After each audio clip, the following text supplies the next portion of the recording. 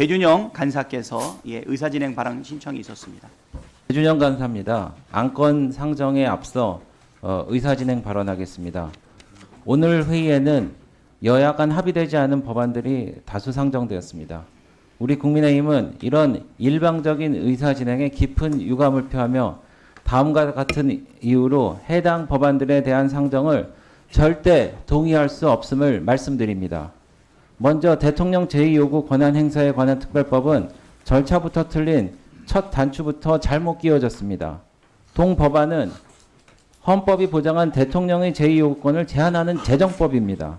제정안의 목적에도 이 법은 헌법 제53조 제2항에 따른 대통령의 법률안에 대한 제2요구가 공정하고 합헌적으로 행사될 수 있도록 한다라고 명시되어 있습니다. 그러면서 검토 보고서의 관계부처로 법제처와 법무부의 의견을 반영했는데 이러한 성격의 제정안은 운영위원회가 아닌 법사위원회에서 논의되는 것이 타당합니다.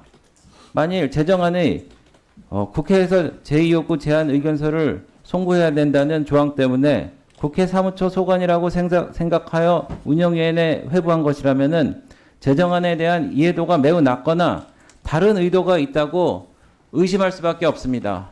만일 100번 양보해 운영위에 배정하였다면 응당 주무부처라고 하는 대통령실의 의견을 검토 보고서에 반영해야 하는 거 아닙니까? 그러나 대통령실의 의견은 그 어디에도 반영되어 있지 않습니다. 헌법은 대통령에게 제2요구권을 부여하면서 제2요구 사유에 대한 제한을 규정하고 있지 않으며 법률에 위임하는 규정도 별도로 두지 않고 있습니다. 그러나 동법안은 헌법상 보장된 대통령의 권한을 법률로서 침해하기 때문에 권력 분리 원칙에 심각하게 위배됩니다. 탄핵 소추안 발의 시 소추 대상자의 사직 해임을 제한하는 국회법 역시 마찬가지입니다. 그동안의 탄핵 과정에서 알 수 있듯이 반년 이상 소요되는 심리 기간 동안의 업무 공백 장기화로 국정운영과 행정부의 공백 및 난맥상 발생과 더불어 법안 심의, 예결산 심의 등 입법부의 국회의 업무 진행에 있어서도 심대한 문제점이 발생할 수밖에 없습니다. 또한 현재 제출된 법안들은 발의 정적수 설정 효력의 발생 시점 등에 대해서 명확히 검토되지 못한 채로 제출되어 그 실효성이 미비한 상태입니다. 허위 진술에 대한 경고, 징계 요구와 임명권자에 대한 해임 건의를 규정한 국회법, 국회 증언감조법도 큰 문제점을 안고 있습니다. 시간 좀 더 주십시오. 국회 증언감정법에 따르면 동법에 따른 죄의 형태를 불출석, 국회 모욕, 위증 등 3개로 명시하고 있는데 이 중 위증만 취사 선택하여 고발 없이 공소 제기를 할 수 있도록 하는 것은 매우 편파적입니다. 또한 국무위원회 해임 건의는 헌법 규정으로 현행 국회법에도 해임 건의안에 대한 절차만 규정되어 있습니다. 그런데 허위 진술 여부 및 경중을 자의적으로 판단해 위원회의 의결을 거쳐 대통령에게 해임을 건의할 수 있도록 하면 다수당이 원하는 사람을 골라 해임을 건의할 수 있게 되어 정쟁 요소로 활용될 여지가 매우 큽니다. 이처럼 형식과 원칙에도 맞지 않고 위헌적이고 편파적인 요소가 가득한 제정안과 개정안들을 여야 협의 없이 일방 상정한 것에 대해 매우 깊은 유감을 표합니다. 특히 재정법의 소관 상임위 배정부터 여야 간의 재논의가 선행돼야 할 것입니다. 저희는 이에 응할 수 없음을 다시 한번 강력하게 말씀드립니다.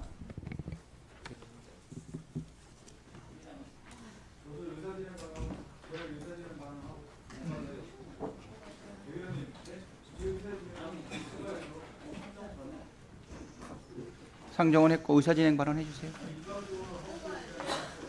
일방적으로 하지 말라면 일방적으로 나가면 어떡합니까?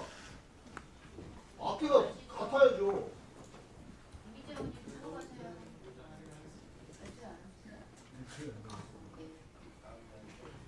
간단하게 예.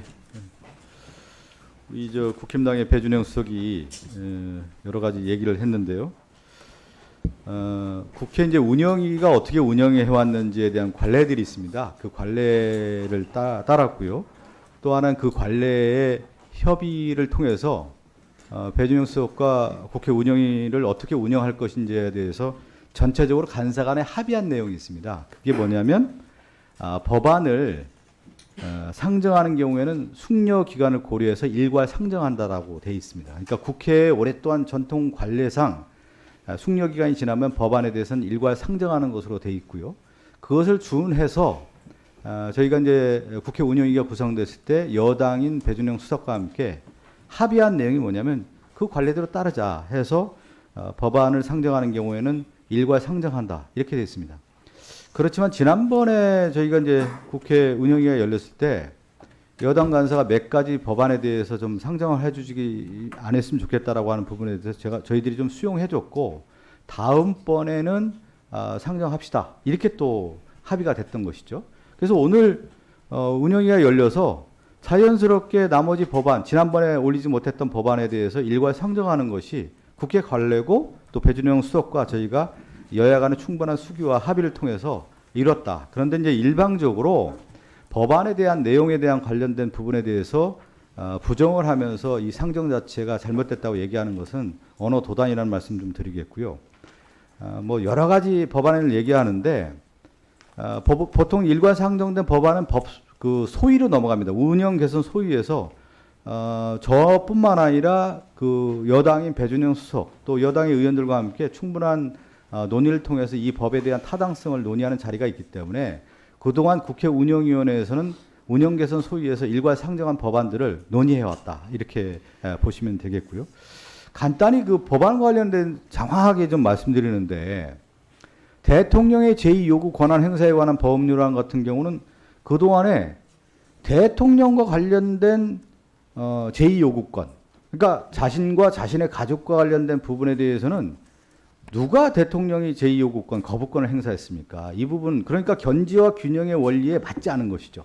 대통령 자신과 관련된 부분이라든가 가족과 관련된 부분에 대해서 제2요구권 거부권을 행사하는 것은 오히려 민주주의 원칙에 맞지 않기 때문에 이걸 규칙 법률을 좀 개정해야 된다는 목소리가 많았기 때문에 그런 법률이 올라왔다는 말씀드리고 국회에서의 증언 감정과 관련된 법률안도 마찬가지입니다. 국회에서 많은 증인들이 오는데 이 위증과 관련된 부분이 있고 불출석의 문제 이런 여러 가지가 문제가 있기 때문에 국회 운영 규칙을 좀 바꿀 필요가 있다라는 목소리가 있었기 때문에 이 법안들이 올라온 건데 이것을 상정하고 일괄 상정하고 소위에서 충분한 논의의 장이 마련되어 있다고 하면 거기에서 얘기하면 되는 건데 이 법안 상정 자체를 부인하는 것은 기본적인 민주주의 원리에도 맞지 않고 그동안의 국회 운영위원회의 관례상도 맞지 않고 또 하나가 뭐냐면 제가 여당 간사와 함께 충분한 논의를 통해서 협의를 통해서 해왔다는 점을 저희가 강조드리는 건데 일방적으로 자기 주장하고 듣지 않겠다라는 것은 뭐냐면 귀와 입을 닫겠다는 거 아니겠습니까? 귀를 닫겠다는 태도에 있어서는 저는 여당의 책임지는 그런 모습은 아니다. 이렇게 말씀드리겠습니다. 다시 한번 강조하지만 충분한 논의를 했고 협의를 했다는 말씀드리고 국회 운영의 위원회의 관례를 따랐다. 이렇게 말씀드리겠습니다.